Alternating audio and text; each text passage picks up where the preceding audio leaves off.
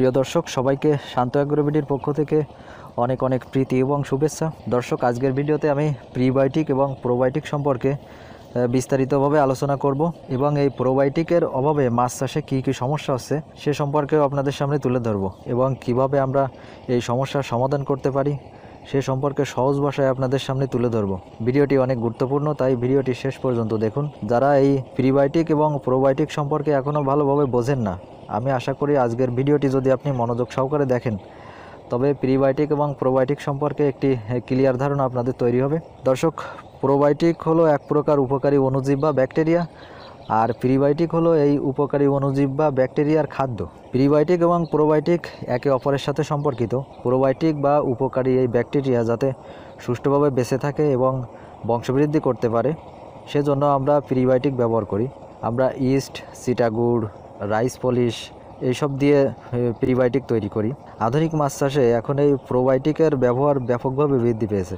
আমরা যদি এখন থেকে কয়েক দশক আগের কথা চিন্তা করি তাহলে আমরা বিষয়টি বুঝতে পারবো যে তখন দেখা যেত যে আমাদের পুকুরে, নদী, নালা, খাল, বিলে কিন্তু প্রাকৃতিকভাবে প্রচুর মাছ উৎপাদন হতো। এখন কিন্তু তার অর্ধেক মাছও কিন্তু উৎপাদিত হয় না। এর মূল কারণ কি?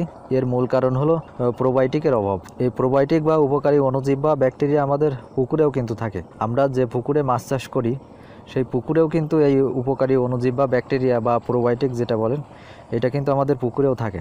এখন আমাদের এই পুকুরে যদি উপকারী ব্যাকটেরিয়ার পরিমাণ কমে গিয়ে যদি ক্ষতিকর ব্যাকটেরিয়ার পরিমাণ বৃদ্ধি পায়, তাহলে আমরা যদি সেইখানে মাছ ছাড়ি তাহলে কিন্তু আমাদের মাছ রোগাক্রান্ত হবে এবং মাছ মারা যেতে পারে। এর ফলে আমাদের মাছের উৎপাদনও কমে যায়। কিন্তু মাছের শরীরের বাইরেও এবং মাছের পেটের ভিতরেও এই প্রোবায়োটিক কিন্তু থাকে। মাছের শরীরের বাইরে যে উপকারী অণুজীব বা ব্যাকটেরিয়া থাকে সেগুলো মাছকে বিভিন্ন রোগ জীবাণুর হাত থেকে রক্ষা করে, আর মাছের পেটের ভিতরে যে প্রোবায়োটিকগুলো থাকে সেই প্রোবায়োটিক মাছকে খাদ্য হজমে সহায়তা করে। মাছের বাইরে যে পিচ্ছিল অংশটা, মাছের শরীরে যে পিচ্ছিল অংশটা থাকে ওই পিচ্ছিল অংশের ভিতরে কিন্তু এই প্রোবায়োটিক থাকে। আমরা আমাদের পুকুরে বা নদী, নালা, খাল, বিলে যে উপকারী ব্যাকটেরিয়াগুলো থাকে সেগুলো আমরা কিন্তু নিজেরাই ধ্বংস করছি। এই ব্যাকটেরিয়াগুলো ধ্বংসের মূল কারণই হলো আমরা প্রতিনিয়ত আমাদের জমিতে কীটনাশক ব্যবহার করছি। এছাড়া বিভিন্ন রাসায়নিক পদার্থ ব্যবহার করার ফলে এইসব কীটনাশক বা রাসায়নিক পানির সাথে মিশে যে পানি এবং মাটির ভিতরে যে উপকারী অণুজীব বা ব্যাকটেরিয়া থাকে সেইগুলা কিন্তু ধ্বংস করে ফেলছে। এই কীটনাশক ব্যবহার করার ফলে উপকারী ব্যাকটেরিয়া এবং ক্ষতিকর ব্যাকটেরিয়া দুইটাই কিন্তু মারা যায়। এছাড়া আমরা যখন আমাদের পুকুরে অ্যান্টিবায়োটিক ব্যবহার করি তখনও কিন্তু এই ব্যাকটেরিয়া মারা যায়। তো এই অ্যান্টিবায়োটিক আমরা যে সময় ব্যবহার করি তখন উপকারী এবং অপকারী এই দুই প্রকার ব্যাকটেরিয়াই কিন্তু মারা যায়। এর ফলে দেখা যায় যে মাছ ঘন ঘন কিন্তু রোগাক্রান্ত হয়।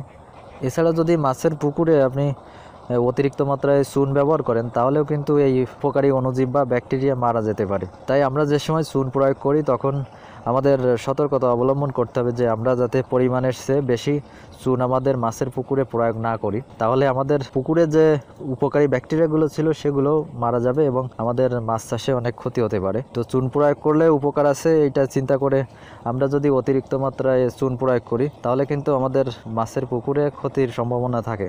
মাছের শরীরের বাইরে যে ব্যাকটেরিয়া থাকে সেগুলো যদি মারা যায় তবে মাছকে ক্ষতিকর যে ব্যাকটেরিয়া আছে, বিভিন্ন রোগ জীবাণু, তো সেগুলা কিন্তু খুব দ্রুত আক্রমণ করে এবং মাছ অসুস্থ হয়ে পড়ে এবং মাছ মারা যায়।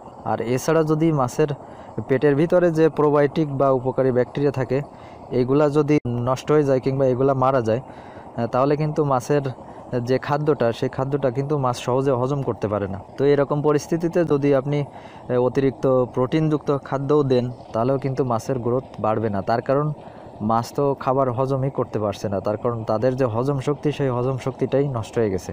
তো হজম শক্তি নষ্ট হয়ে যাওয়ার এই মূল কারণে কিন্তু প্রোবায়োটিকের অভাব বা প্রোবায়োটিক মারা যাওয়া। আর মাছ যদি নিয়মিত খাদ্য হজম করতে না পারে তাহলে একসময় কিন্তু মাছ মারা যাবে। তো এরকম পরিস্থিতি হলে আপনার খামারে কিন্তু ব্যাপক ক্ষতির সম্ভাবনা আছে। তো আপনি যদি নিয়মিত আপনার পুকুরে প্রিবায়োটিক এবং প্রোবায়োটিক ব্যবহার করেন তবে মাছ রোগ জীবাণুর হাত থেকেও রক্ষা পাবে এবং মাছের উৎপাদনও বৃদ্ধি পাবে। এছাড়া এই প্রোবায়োটিকের যদি ঘাটতি দেখা দেয় তাহলে কিন্তু আপনার মাছের যে স্বাদ এই স্বাদটাও কিন্তু নষ্ট হয়ে যায়। তো আপনি যদি নিয়মিত প্রিবায়োটিক প্রোবায়োটিক ব্যবহার করেন মাছের স্বাদটাও কিন্তু ফিরে আসবে। আমরা প্রিবায়োটিক কীভাবে তৈরি করি? আমরা সাধারণত ইস্ট পাউডার, চিটাগুড় এবং রাইস পলিশ এই তিনটা মিশিয়ে তারপরে দেখা যায় কি এটা 1 থেকে 2 দিন রেখে দেয় এর সাথে পানি মিশায় 1 থেকে 2 দিন রেখে দিয়ে তারপরে আমরা এটা পুকুরে ব্যবহার করি। তো এই ইস্ট পাউডার আমরা শতকে 2 গ্রাম এবং চিটা গুড় এবং রাইস পলিশ এটা 40 থেকে 50 গ্রাম এটা আমরা প্রতি শতকে ব্যবহার করি। তো আমরা এইটা প্রস্তুত করার পর এর যে লিকুইড যেটা আমরা সেটা কিন্তু ভালো করে সেকে নিয়ে তারপরে শুধু এই লিকুইডটাই কিন্তু আমরা আমাদের মাছের পুকুরে ব্যবহার করি। তো ভালো করে সেকে নেবেন এবং এর যে বাকি অংশটুকু থাকে ওইটা আপনার যে কোনো গাছের উৎকৃষ্ট মানের জৈব সার হিসেবে কিন্তু এটা কাজে লাগতে পারে। তো আপনারা এটা জৈব সার হিসেবেও ব্যবহার করতে পারেন। তো এই প্রিবায়োটিক সম্পর্কে একটি ভিডিও আমার চ্যানেলে দেওয়া আছে, কিভাবে ইস্ট, চিটা গুড় এবং রাইস পলিশ দিয়ে কিভাবে প্রিবায়োটিক তৈরি করা হচ্ছে সেই সম্পর্কে একটা ভিডিও দেওয়া আছে। তো আপনারা সেই ভিডিওটা দেখে নিতে পারেন। তো আমরা এই প্রিবায়োটিক ব্যবহার করার পর একটা ভালো মানের প্রোবায়োটিক আমরা আমাদের মাছের পুকুরে ব্যবহার করব।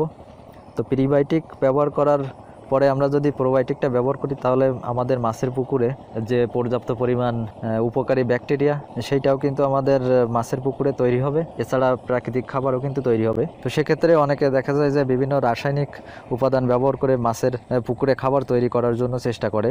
পানির যে কালার সেই কালার তারা বিভিন্ন রাসায়নিক ব্যবহার করে এখানে তৈরি করার চেষ্টা করে। কিন্তু আমরা যদি এখানে প্রিবায়োটিক প্রোবায়োটিক ব্যবহার করি, নিয়মিত আমাদের মাছের পুকুরে ক্যালসিয়াম চুন ব্যবহার করি, তাহলে আমাদের মাছের পুকুরে যেরকম প্রাকৃতিক খাবার তৈরি হয় এবং গলদা চিংড়ি কিন্তু নিয়মিত খোলসও দেয়। তো সেক্ষেত্রে আমরা রাসায়নিক ব্যবহার না করে এটা যদি ব্যবহার করি তাহলে আশা করি এটা রিস্কও অনেক কম। তো প্রোবায়োটিক ব্যবহার করার আসলে নির্দিষ্ট কোনো নিয়ম এখানে নাই, তার কারণ এক এক কোম্পানির প্রোবায়োটিক এক একভাবে ব্যবহার করা হয়। তো সেক্ষেত্রে আপনারা ব্যবহার বিধি দেখে তারপরে সেইভাবে ব্যবহার করবেন।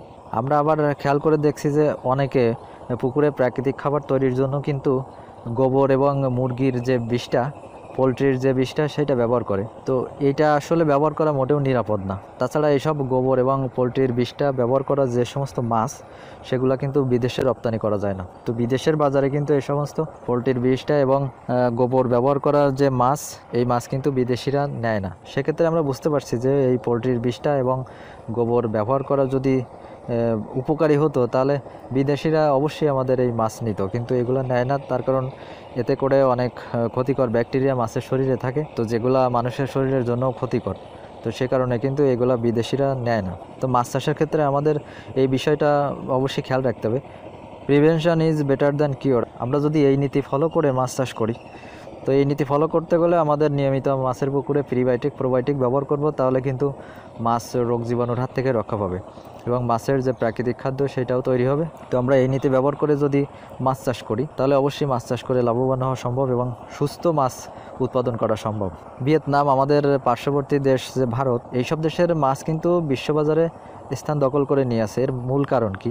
এর মূল কারণ হচ্ছে এইসব মাছের কিন্তু গুণগত মানও ভালো, আর এই সমস্ত গোবর মুরগির বিষটা দিয়ে এই সমস্ত মাছ কিন্তু চাষ করা না। তো ভিয়েতনামের অনেক প্রোডাক্ট কিন্তু এখন বাংলাদেশেও আসে, সেগুলো কিন্তু মানসম্মত প্রোডাক্ট। তো আমরা মাছ চাষের সে সমস্ত প্রোডাক্ট ব্যবহার করতে পারি। আমরা যদি মাছ উৎপাদন করে বিশ্ববাজারে আমাদের মাছের চাহিদা বৃদ্ধি করতে চাই তাহলে কিন্তু আমাদের আধুনিকভাবে মাছ চাষ করতে হবে। এখন কিন্তু আধুনিকতার ছোঁয়া আমাদের বাংলাদেশেও চলে আসছে। তো বাংলাদেশে কিন্তু অনেকেই এখন আধুনিকভাবে মাছ চাষ করে। এছাড়া আধুনিকভাবে মাছ চাষের বিভিন্ন প্রোডাক্ট কিন্তু এখন বাংলাদেশে অ্যাভেলেবেল আছে। তো সে সমস্ত প্রোডাক্টে আমরা ব্যবহার করে আমরা যদি আধুনিকভাবে মাছ চাষ করি তাহলে অবশ্যই মাছ চাষে লাভবান হওয়া সম্ভব। আর এতে করে মাছের যে উৎপাদন তো বাড়বেই, মাছ রোগ জীবাণুর হাত থেকে রক্ষা পাবে এবং মাছের যে স্বাদ, মাছের এই স্বাদটাও কিন্তু বৃদ্ধি পাবে। তো দর্শক, প্রিবায়োটিক এবং প্রোবায়োটিক সম্পর্কে যাদের তেমন ধারণা ছিল না, তো আশা করি আজকের এই ভিডিওটি দেখার পর আপনারা প্রিবায়োটিক এবং প্রোবায়োটিক সম্পর্কে যথেষ্ট ধারণা আপনারা লাভ করতে পারছেন। তো দর্শক, এই ছিল আজকের ভিডিওটি যদি ভালো লাগে অবশ্যই লাইক করবেন, শেয়ার করবেন, আর যদি কোনো মতামত থাকে অবশ্যই কমেন্টস বক্সে কমেন্টস করবেন। আর এছাড়া সরাসরি আমাদের ফেসবুক পেজে যে মেসেজ করতে পারেন।